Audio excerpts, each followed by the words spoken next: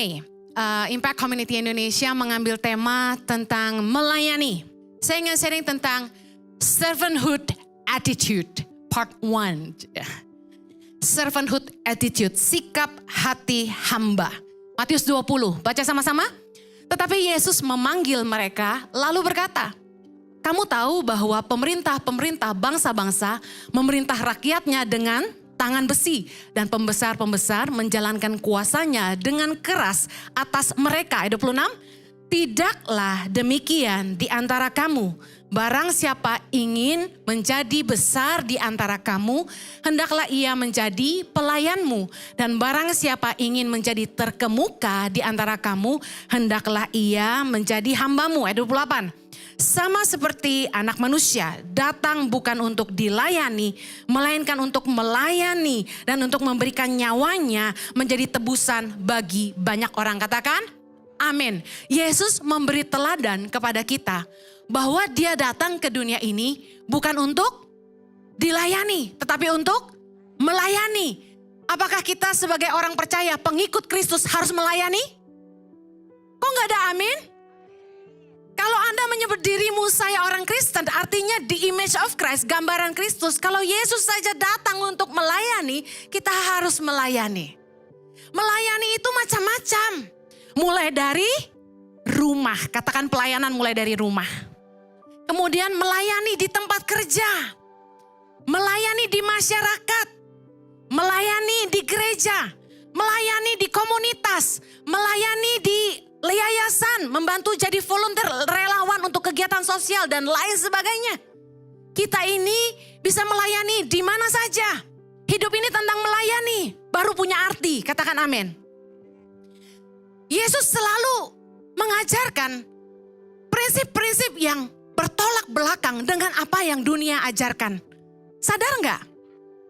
Dikatakan gini, barang siapa ingin menjadi besar di antara kamu, hendaklah ia menjadi pelayanmu. Wow, ingin jadi besar harus jadi pelayan. Barang siapa ingin jadi terkemuka di antara kamu, hendaklah ia jadi hambamu. Kok berbalik ya? Kebanyakan orang belum jadi besar aja udah pengennya dilayani. Belum terkemuka aja sudah mengartiskan diri. Betul nggak? Nah, prinsip Yesus ini luar biasa. Poin yang pertama yang saya ingin bagikan tentang servanthood attitude adalah Yesus mengajar kepada kita bahwa di dalam melayani kita harus menghormati orang lain terlebih dahulu, bukan mencari penghormatan untuk diri sendiri. Katakan amin. Dalam pelayanan tidak boleh mencari penghargaan. Dalam pelayanan jangan cari penghormatan. Roma 12 ayat 10 bilang gini, hendaklah kamu saling mengasihi sebagai saudara dan saling mendahului dalam memberi hormat. Kebanyakan orang maunya dihormati. Sedangkan firman Tuhan mengajarkan saling mendahului dalam memberi hormat. Bukannya datang untuk dihormati, tapi kita cepet-cepetan, aduh hormat. Siap, hormat dulu sama orang, amen. Suatu kali saya pernah kerja dengan Joyce Meyer Ministries. CEO untuk Asia berkata begini, more words can be done if it doesn't matter who gets the credit. Akan lebih banyak pekerjaan yang bisa dilakukan kalau nggak masalah siapa yang dapat pujian. Tapi kebanyakan orang maunya dapat pujian, kerjanya enggak. Begitu punya nama besar aja, udah semua orang berlomba-lomba pengen dapat pujian. Itu Bu Heni bisa gitu tuh karena gue gitu. Yang kata multimedia. Yang megang YouTube bilang gitu. Ya ini kan karena teamwork kita gitu loh. Bukan karena khotbahnya dia lagi. Saya aja gak berani loh ngomong gitu. Saya aja gak berani ngomong karena saya. Ampun Tuhan Yesus, jangan. Satu kali staf yang pernah bekerja di Tangan Pengharapan. Dia sudah keluar tentunya. Dia bilang sama saya, Tangan Pengharapan itu besar karena saya. Wow, saya kaget. Beraninya. Saya bilang, hey, coba Tangan Pengharapan itu yayasan yang gak dikenal, kecil. Ada gak bahasa kayak gitu? Gak ada. Karena sesuatu yang tidak kelihatan gak ada orang mau ambil bagian. Tapi begitu jadi besar semua orang langsung, gue gitu loh. Lu kira siapa donaturnya Bu Heni? Gak ada gitu. Semua orang dipanggil Tuhan melakukan bagiannya masing-masing. Katakan amin. Kita dalam pelayanan tuh gak perlu cari pengakuan. Kebanyakan orang dalam pelayanan gitu ya, selalu cari gini. What is it for me? Untungnya apa buat gue? Kenapa gue mesti bantu dia gitu? Galatia 5 ayat 26 bilang gini. Dan janganlah kita gila hormat. Janganlah kita saling menantang dan saling mendengki. Gak usah gila hormat. Di pelayanan tuh gak boleh cari penghormatan.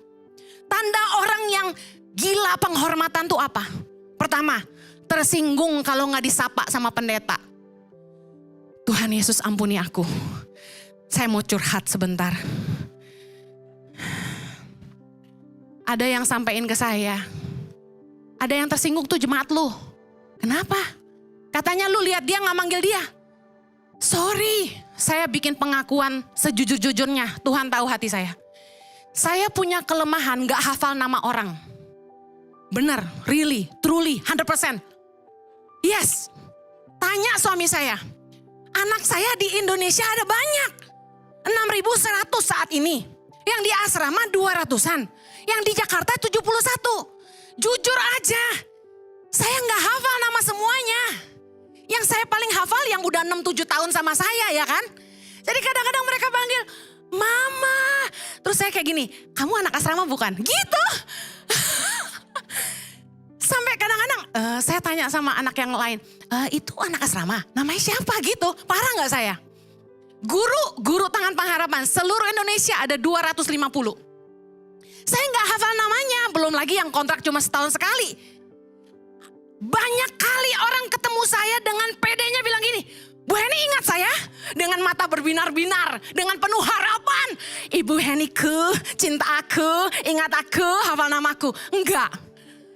Jadi saya tuh dilema banget, serius deh udah 20 kali ini terjadi di gereja ini.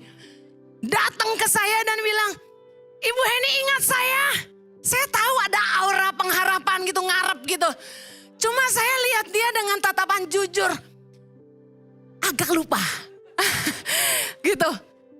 Jadi kalau ditanya nama, jangan deh, beneran deh. Saya awali dulu ini ketika kenalan dengan guru-guru, dengan anak-anak. Saya selalu bilang ini, saya gak hafal nama orang, serius. Kecuali lu tiap hari ngopi sama gua, datang ke kantor tangan pengharapan, tiap hari hafal gua. Tapi kalau enggak, jujur ya, kadang-kadang nama leader ICI aja, kemarin sore ada yang datang leader ICI dari Jogja. Online ya, karena saya kan gak ngurusin gereja. Sebenarnya saya cuma khotbah di sini. Yang ngurusin gereja Pak Jojo. Jadi saya dikasih tahu sama Vicky, singer kita. Ci, ini leader kita dari Jogja. Hai.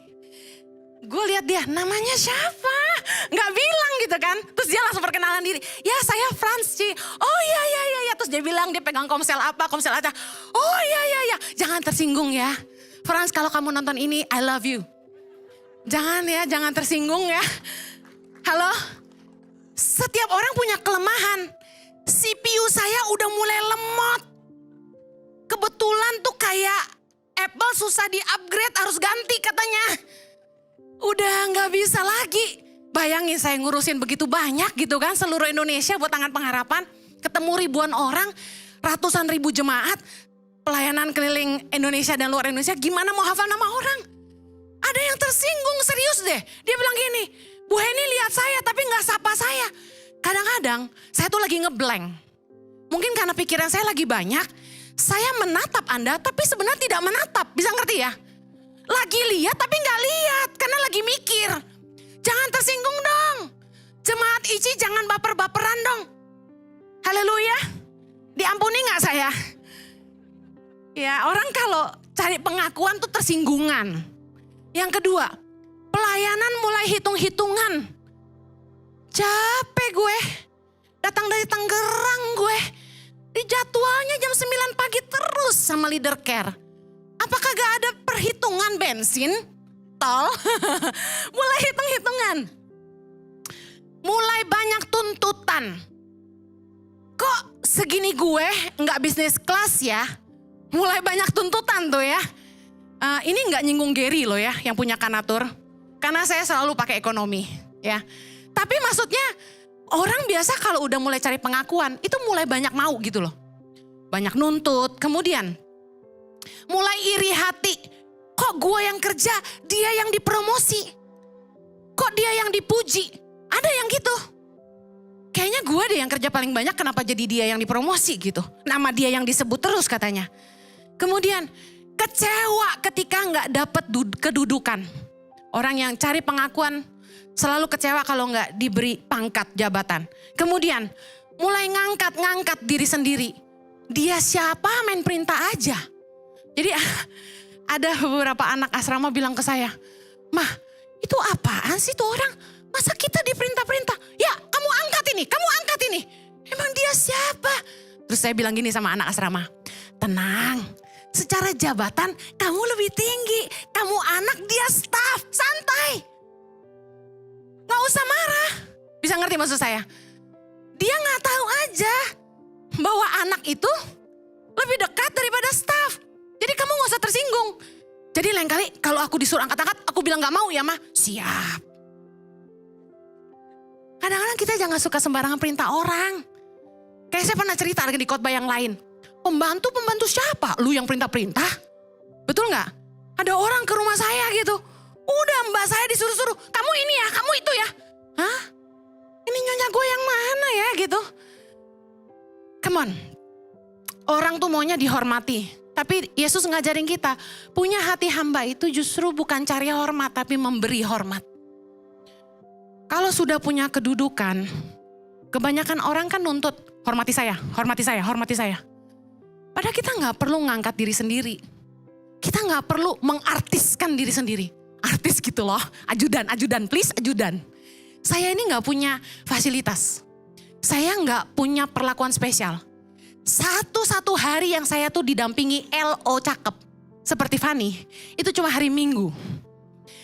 Koordinator care nemenin saya kalau saya ada jemaat yang minta foto. Itu dia standby jaga saya supaya bisa bantu fotoin. Selebihnya Ibu Heni gak punya bodyguard. Saya di jalan, disamperin orang, dipeluk orang, itu udah biasa. Meskipun masih kaget-kaget sampai sekarang ya. Ibu Heni, boleh peluk? Masa mau bilang, gak boleh? Ya udah dia udah nangis ya kan, pasrahlah gue. Peluk. Saya sangat diberkati sama khotbah Ibu Heni. Saya hampir cerai sama suami saya. Tapi berkat khotbah Ibu, saya gak jadi cerai. Saya udah, ya puji Tuhan. Karena separuh shock main dipeluk aja gitu. Pernah kejadian lucu, gak tahu orangnya di sini gak? Ada anak perempuan gitu mau keluar pintu. Saya kan dulu kan nyalamin di pintu kan gini-gini kan. Kenapa sekarang enggak biar gak macet di depan. Jangan bilang udah mulai belagu ya. Jadi yang mau ketemu saya nunggu di depan. Karena di belakang jadi macet. Nah yang cewek, Kak Heni boleh peluk? Dia unyu-unyu gitu ya gue. Peluklah dia ya kan. Sering banget tau gak sih. Udah gitu di belakang dia cowok. Tanya gini, boleh peluk? Gue langsung bilang enggak. Apa sih? Yang boleh cipika-cipiki sama saya tuh yang dekat sama saya. Enggak boleh semua peluk-peluk saya. Emang apaan gue? Gitu kan.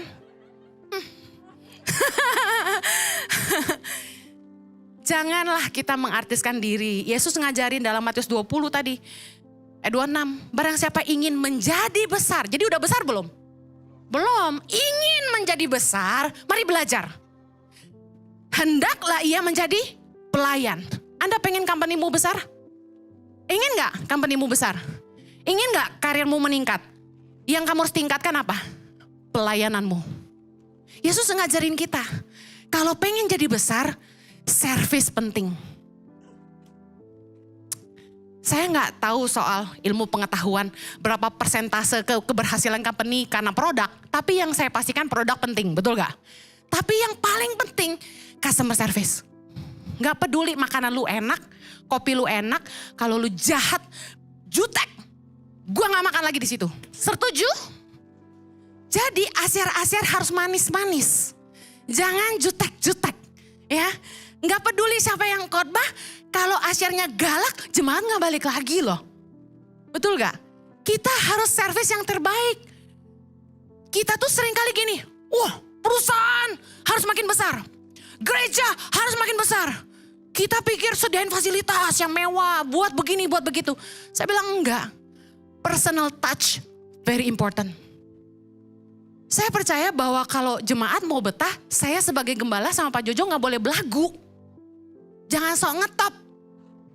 Amen. Yang bilang sama saya, gak boleh berubah, gak boleh berubah. Ini manusia ini ya. Terus bilang sama saya, kamu gak boleh berubah ya. Saya gak berubah, masih suka makan pakai tangan. Masih suka makan di pinggir jalan. Masih bikin kopi buat staff. Saya gak berubah. Karena gini, kedudukan gak membuat kita jadi tidak tersentuh harusnya. Menjadi besar justru harus meningkat pelayanannya. Harus makin baik sama orang di bawah. Apa artinya? Saya kasih tahu ya, pelayanan yang terbaik yang menentukan kemajuan sebuah perusahaan. Nah yang melayanin belum tentu bosnya bukan? Nah siapa yang menentukan orang-orang staf di bawah ini akan melayani dengan baik? Perlakuan bosnya sama karyawannya. Coba bosnya gak baik sama karyawan kerjanya jutek. Sebel sama bosnya. Saya pernah ketemu sama salah satu wartawan ya dari televisi. Dia wawancara saya waktu saya ke NTT. Yang ada tuh sambil ngopi makan pisang goreng, dia ceritain ke saya tentang bosnya. Bu Heni, ibu kan kenal tuh sama bos saya tuh. Kasih tahu tuh. Jangan cuma pintar ngomong doang. Perhatiin kesejahteraan karyawan, bayangin gitu. Kalau saya sih amit-amit malu ya, jangan sampai ya ada pelayan di ICI atau staff di full time gitu ya yang sampai ngomong gitu. Please come to me, come to me, come to me. Ya kan? Justru kalau kita ingin jadi besar, ke bawah kita harus melayani. Kasih servis yang terbaik buat staff. Layani keluargamu dengan yang terbaik. Kalau ingin jadi terkemuka, jangan malah minta dihargai, tapi hargai dulu orang lain. Sehingga stafmu lakukan yang terbaik. Dan tiba-tiba kamu yang dikenal. Padahal itu hasil kerja mereka. Yang kedua, yang tadi jangan cari penghormatan tapi menghormati orang lain. Yang kedua, melayani dengan kasih bukan dengan emosi. Lihat nih Matius 20:25, Yesus berkata gini, kamu tahu bahwa pemerintah-pemerintah bangsa-bangsa memerintah rakyatnya dengan tangan besi. Dan pembesar-pembesar menjalankan kuasanya dengan keras atas mereka. Apa yang Yesus mau ajarin kita? Di dalam melayani, kita harus pakai kasih bukan tangan besi. Anda tahu dalam pelayanan, kita akan ketemu dengan orang yang lucu-lucu. Yang sulit-sulit. Kita gak bisa jutek sama mereka. Marahin mereka gitu. Kita gak boleh kasar sama mereka. Tegas boleh, kasar gak boleh. Kadang-kadang orang susah diatur ya, kita harus tegas. Tapi gak boleh kasar. Justru di dalam pelayanan lah, kita akan menghasilkan buah-buah roh. Dimana kita belajar menguasain diri sendiri. Harusnya kita marah nih, udah kubun-ubun nih. Nafas. Tenang. Nih yang suka marah, suruh belajar nafas. Mau marah, nafas. Tenang, belajar sabar, nguasain diri, lemah lembut. Efesus 4 ayat 32 bilang gini, tapi hendaklah kamu ramah seorang terhadap yang lain, penuh kasih mesra dan saling mengampuni, sebagaimana Allah dalam Kristus telah mengampuni kamu. Dalam pelayanan, kita gak bisa pakai cara dunia yang menghalalkan segala cara. Udah, hajar aja, gebukin aja, singkirin aja, ributin aja. Gak gitu. Kalau ada orang yang macam-macam sama kita harus selesaikan dengan kasih. Saya cerita ya. Jemaat kan datang tuh, kita nggak tahu siapa aja, betul gak? Ada penyelinap-penyelinap yang aneh-aneh. Bener, ada paparazzi. Satu kali ada jemaat yang salamin saya. Tangan saya dikitik-kitik. Serius, itu sopan gak? Sama perempuan biasa aja udah gak sopan. Ini lu sama pendeta bini orang. Beranak 3. Lu kitik-kitik, lu mau apa? Saya sebagai pendeta kaget, ngerti gak? Karena banyak orang yang nyalamin saya.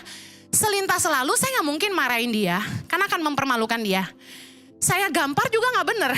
Bener gak? Dia jemaat. Saya bingung, saya mesti gimana gitu. Otak saya cepat banget mikir, pura-pura gak tahu aja. Jadi dia pikir saya gak tahu apa arti kitik-kitik itu. Tapi dia memandang saya dengan wajah mesum. Sejak hari itu, saya gak ulurin tangan saya lagi untuk salamin orang itu. Apakah sebagai gereja kita bisa usir? Saya pasang hansip di depan, security, foto orang ini, ada dia, jangan kasih masuk. Bisa gak begitu? Dalam pelayanan gak bisa gaya preman. Tapi seringkali dalam pelayanan, kita gak pakai kasih, pakainya emosi. Boleh gak gue sikat nih orang? Udah jangan, saya bilang jangan. Suami saya menyantai banget, dengar saya dia papain orang juga dia santai aja. Soalnya dia tahu istri gue perkasa, macam-macam lu ditonjok lo sama dia gitu kan. Saya gak bisa marah karena saya sekarang gembala. Lu kalau bukan gue gembala, lu abis sama gue lu. Kitik-kitik lagi ya kan. Saya antara dilema, ini boleh tabok gak ya? Saya pura-pura bego aja gitu, saya pura-pura gak ngerti. Tapi habis kebaktian saya cerita sama LO saya, kacau tadi tangan gue dikitik-kitik sama tuh orang. Yang mana tuh katanya? Udah langsung mulai tiap kali kebaktian, saya udah gak mau turun ke bawah, saya langsung ngumpet ke dalam. Kan lucu ya, tapi dalam pelayanan banyak yang begitu. Ada yang gak sopan sama kita, banyak. Ada yang komen-komen di IG dengan kata-kata jahat. Suami saya khotbah dikata-katain, dibanding-bandingin sama pendeta lain. Konyol kan? Justru saya menilai buah pelayanan orang itu dari jemaatnya. Komentarnya sopan gak? Satu kali saya makan dengan pengerja ICI. Ya. Selesai makan, rebutan bayar sampai berantem. Lucu deh. Yang di meja udah nitip ATM ke kasir. Saya udah ngomong sama manajer, udah ngomong sama waitress, saya yang bayar ya nanti ya. Ingat ya edisi kasih saya, oke. Terus yang dua ngantri di kasir, bawa kartu kredit. Kita sama-sama gak tahu kalau rebutan bayar. Begitu siapa yang dipilih oleh staf restoran itu? Yang naro ATM. Disamperin lah. Sementara yang ngasih ATM itu tamu saya dari luar kota. Saya marah. Saya bilang, Pak, kan tadi saya udah ngomong. Saya yang bayar. Ini tamu saya. Maaf Bu, udah taruh ATM. Gak bisa. Balikin gak? Refund gak? Kalau pakai debit mesin ATM itu kan bisa di debit ya, diminusin lagi. Balikin gak? Dia takut. Balikin, saya bilang. Balikin tuh saya ke kasir. Ngantri itu dua. Berebutan, jangan saya aja ya, jangan saya aja. Berebutan bayar, seru gak tuh? Akhirnya siapa pemenangnya? Takut lah ya, gembala gitu kan. Nah, akhirnya besokannya saya makan sama kelompok yang berbeda. Bukan jemaat ICI, bukan pengerja ICI. Apa yang terjadi? Itu para pengusaha loh. Bawanya mobilnya keren-keren semua. You know, belaga pelan. Makannya banyak lagi. Pesan dessert lagi. Gak ada yang mau bayar. Lupa ingatan. Bayangin 2 hari yang berbeda, saya bersama komunitas yang berbeda, kelakuannya bisa beda. Tahu gak hikmat yang Tuhan ajarkan apa? Selain itu, yang bayar siapa akhirnya? Saya bayarin karena gak ada yang mau bayar. Saya percaya kita dipanggil untuk jadi berkat. Amen? Biarpun lu kaya raya, tapi lu gak mau bayar. Ya udah gue yang bayar. Kata suamiku gak apa-apa, kita yang terbesar kata firman Tuhan. Nah kemudian saya merenung, hikmat apa yang Tuhan kasih? Mereka yang berebutan bayar, udah dengar khotbah kamu tentang jangan aji mumpung. Jadi kita mau lihat buah pelayanan kita, itu dari attitude jemaatnya. Saya minta jemaat Impact Community Indonesia yang ada di onsite maupun nanti yang nonton rekaman ini, jangan pernah menyerang hamba Tuhan lain. Jangan pernah komentarin mereka. Jangan muji-muji gembalamu. Jangan muji-muji saya di depan pendeta lain. Gak perlu. Yang kita tinggikan cuma Yesus. Semua hamba Tuhan harus kita hormati. Amen. Jangan punya attitude nyerang orang lain. Kalau orang jahat sama kita, Roma 12 ayat 17 bilang, janganlah membalas kejahatan dengan kejahatan. Lakukanlah apa yang baik bagi semua orang. Istilah orang dunia gini, kalau lu baik sama gue lebih baik lagi sama lu. Kalau lu jahat sama gue lebih jahat lagi sama lu. Bener gak? Hey, gak gitu. Prinsip firman Tuhan bertolak belakang. Firman Tuhan bilang jangan balas kejahatan dengan kejahatan. Lakukan apa yang baik bagi, katakan semua orang. Kalau bicara semua orang baik dan tidak baik. Bukan baik sama yang baik aja.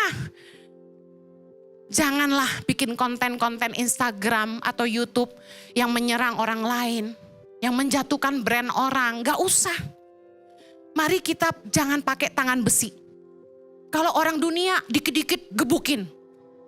Rusakin nama baiknya. Satu kali saya dibilangin gini sama orang. Bu Heni, tuh orang pelayanannya gak baik terhadap kamu. Viralin aja dia bilang. Tulis di Instagram kamu, posting bahwa pelayanan orang itu gak baik. Saya bilang gak mau. Saya hamba Tuhan. Yang saya harus beritakan adalah kabar baik. Tidak boleh kabar buruk. Jadi biarpun kita gak suka sama orang, kita gak boleh jatuhin orang. Pemerintah bangsa ini menggunakan tangan besi. Kita harus melayani dengan kasih. Adapun karyawan yang salah, yang kerja sama kami, yang nyuri lah, yang berbuat zina lah, yang melanggar aturan lah, apapun kesalahannya saya ampuni. Ada gak yang sampai hari ini masih kerja? Ada. Ada yang mukulin anak saya aja saya ampuni. Karena kita belajar dari Yesus. Melayani itu gak bisa dengan tangan besi.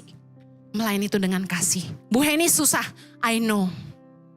Ada beberapa batasan yang kita gak bisa toleransi. Lebih baik kita lepasin dia. Saya boleh gak tiba-tiba diingatkan Roh Kudus ini. Kalau Anda punya pengasuh buat Bapak Ibu yang punya anak kecil. Lalu anakmu lapor sama kamu. Mami, tadi si Mbak cubit aku. Pukul aku. Anda jangan marahin pembantu atau pengasuhnya lalu Anda ndak usir. Kenapa? Anda marahin pengasuhmu. Tadi kamu pukul anak saya ya? Kamu cubit ya anak saya ya? Kamu marahin gitu kan? Apa yang terjadi? Anda pergi, anakmu sama siapa? Sama pengasuhnya. Apa yang terjadi?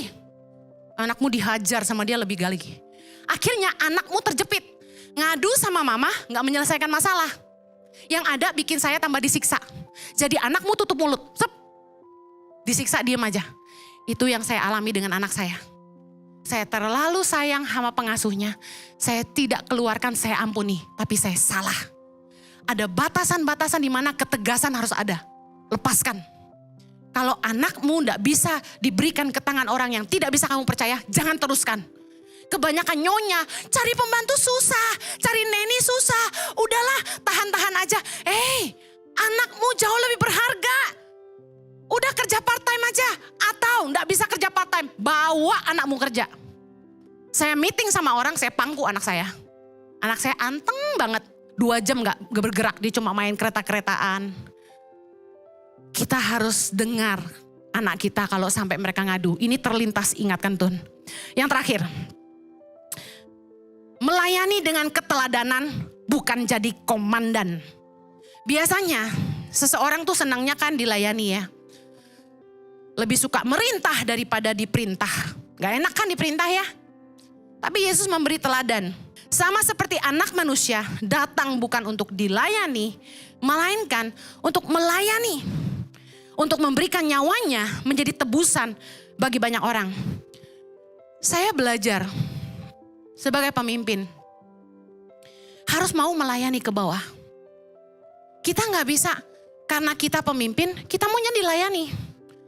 Saya temukan dalam kehidupan saya, kebanyakan orang 90% lebih suka dilayani. Kalau kita ngundang teman ke rumah, katakanlah 20, nggak ada satu yang mau bantuin kita persiapan dan bersihin. Karena semua orang maunya apa? Duduk manis, taruh lap, sate 10, steak 1, dessertnya mana? Sedikit sekali persentase yang datang dan tanya gini, saya bisa bantu apa? Nanti ada acara di rumah kamu, saya bisa bawa apa? kira-kira butuh persiapan? Saya datang lebih awal bantuin kamu? Dari 20 teman, paling 1-2 yang akan nawarin gitu. Betul nggak? Kenapa? Karena orang lebih senang dilayani daripada melayani. Yesus memberi teladan. Kita harusnya lebih senang melayani. Kami bawa tur ke Israel. Orang berpikir, Anda pasti juga berpikir, wow, hamba Tuhan, pasti duduk manis di business class. Terus tinggal perintah-perintah, aku mau air minum. Tinggal jatah khotbah baru, oh masuk, nyanyi-nyanyi, oh geter-geter gitu kan ya. Saya mulai dari airport aja sudah yang, mari ibu-ibu, bapak-bapak, mari kita kumpul. Nanti di perjalanan saya yang akan jadi tour leader. Semua bengong. Oh? Kemudian di pesawat setelah duduk manis di ekonomi, saya ke belakang ngecek peserta. Semua aman? Everything good? Yes, terus saya duduk sama salah satu ngobrol biasanya. Lalu tiba-tiba ada yang bilang, Bu Eni, saya kaget. Kenapa Bu? Perut saya sakit. Saya langsung bangun. Saya jadi apoteker Bapak Ibu. Jadi yang butuh obat cari saya. Yang komplain, Bu Eni, saya gak mau kamar yang jauh. Saya mau yang paling dekat sama lobi. Carinya saya. Saya lagi makan aja. Bu Eni, ini tolong dong, kenapa kamar saya sama anak jauh? Saya tinggalin makanan saya baru sesuap. Saya tinggalin, saya pergi ke lobi. Tolong dong ini digeser dong, ini mau yang lebih dekat. Ada yang ngeluh ini itu. Bu Eni saya butuh ini. Di bus aja saya yang bagiin minum. Anda pikir, dia kan viral. Gak ada kayak gitu. Saya taunya melayani. Itu panggilan hidup saya. Sampai hari ini, saya masih melayani tuh orang yang kerja sama kami. Dia mau makan apa? Mau makan apa semua? Saya beliin. Kalau ada tamu, saya masih urusin. Saya belajar dari Yesus. Justru kalau kamu mau besar, kalau kamu mau jadi terkemuka, kamu harus melayani. Harus dituntut mau berkorban. Orang lihatnya udah besar aja, tapi Anda kan gak tahu pengorbanannya. Kebanyakan orang hanya mau tenarnya. Kebanyakan orang hanya mau besarnya, tapi tidak mau mengikuti keteladanannya. Lukas 22 ayat 27, Yesus bilang begini, sebab siapakah yang lebih besar? Yang duduk makan atau yang melayani? Bukankah dia yang duduk makan? Tetapi aku ada di tengah-tengah kamu sebagai pelayan. Pesan saya di akhir, leader must serve. Seorang pemimpin harus mau melayani ke bawah. Turun ke bawah tidak membuat Anda jadi lebih rendah. Barang siapa yang ingin jadi terbesar jadi pelayan. Barang siapa yang ingin jadi terkemuka harus jadi hamba buat semua. Dan Matius 23 ayat 12 bilang, barang siapa meninggikan diri ia akan direndahkan. Dan barang siapa merendahkan diri ia akan ditinggikan. Saya akhiri. Kita gak bisa hidup dengan prinsip dunia. Mari belajar dari Allah. Yesus memberi teladan. Mau usahamu besar, mau keluargamu besar, miliki hati hamba. Seorang papa dan mama harus melayani anak-anak mereka. Gak bisa hanya nuntut, anak nurut, istri nurut. Suami mulai dulu dong jadi hamba. Mulai mau melayani. Jangan hanya mau dilayani. Aku mau makan. Taunya nasi udah disendokin, sayur udah dipanasin. Kan gitu biasanya suami-suami ya. Coba mulai ajak istrimu, sayang mau makan gak? Sama-sama yuk. Dan mulai prepare bareng-bareng dong. Ya kan? Aku panasin sop, kamu panasin dagingnya misalnya gitu. Bareng-bareng dong. Misalnya aku yang panasin, kamu yang ambilin nasinya dong gitu kan ya. Kerjasama. Terus kalau lagi mau holiday keluarga, jangan sibuk main HP. Gak mau dengerin istri ngomong, gak perhatian ke anak-anak. Kau diganggu dikit, aku sibuk. Melayani butuh pengorbanan. Waktu saya sama anak-anak saya gak pegang HP saya. Saya gak peduli orang bilang, kok slow respon sih? Saya kasih mode on holiday. Family time. Untuk melayani. kita harus belajar menghargai. Kalau Anda menghargai keluargamu, Anda menghargai istrimu, Anda menghargai suamimu, Anda kasih waktu yang terbaik buat mereka, Anda tatap mata mereka. Nggak mungkin kalau Anda menghargai presiden, Anda main telepon depan dia, nggak mungkin. Dari sikap Anda, orang bisa lihat Anda menghargai atau tidak. Anda meeting sama orang, HP itu jangan dipegang. Dia lagi ngomong, dia lagi presentasi, Anda sok sibuk. Mentang-mentang Anda terkenal. Pencet. Mentang-mentang kaya, pencet HP. Orang lagi meeting, dengerin dong. Menghargai. Amen. Lalu, mari melayani dengan kasih. Jangan tangan besi, jangan dikit-dikit emosi. Marahin istri, marahin suami. Suami lagi holiday tuh bete biasanya. Kenapa? Disuruh fotoin istri terus. Udah merintah suami, foto gak bagus, suami dimarahin. Kamu tuh gimana sih? Aku tuh kelihatan gedut tau gak? Terus suaminya bilang, ya aku kan gak bisa mengubah talentnya. Coba kamu tuh angle-nya jangan dari bawah, double chin. Lagi. 1 kali holiday 100 foto. Pantesan suami-suami memilih tidak holiday saja. Ayo dong, jangan gitu. Kalau sama orang kenapa kita bisa sok lemah lembut? Apalagi pendeta. Sama jemaat harus ramah kan? Kalau saya gak ramah, Anda gak mau kesini kan? Nah, kenapa kalau sama suami sama anak gak bisa ramah gitu loh? Ada peserta Israel grup lain nanya ke peserta kita. Ibu Heni gimana tuh aslinya? Marah-marah gak? Gimana ikut Bu Heni? Galak gak? Peserta kami ketawa. Enggak tuh biasa aja. Gak tahu dia. Saya ramah banget lagi.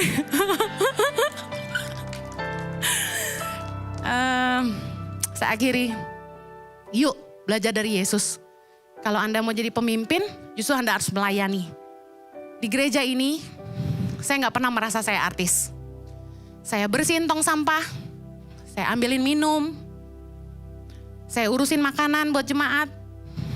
Saya gak merasa ngotor-ngotorin tangan, enggak. Karena saya percaya kalau Yesus saja memberikan dirinya, apalagi saya. Kita mau melayani? Mari berdoa. Berikan hati hamba kepada kami. Seperti hatimu Tuhan, yang mau melayani jiwa-jiwa. Memberikan hidupmu sendiri sebagai ganti kami.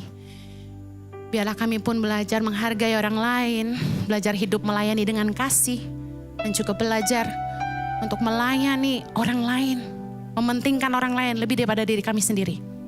Permuliakanlah namamu dalam hidup kami, karena kami rindu melayani. Dalam nama Yesus kami berdoa. Amen.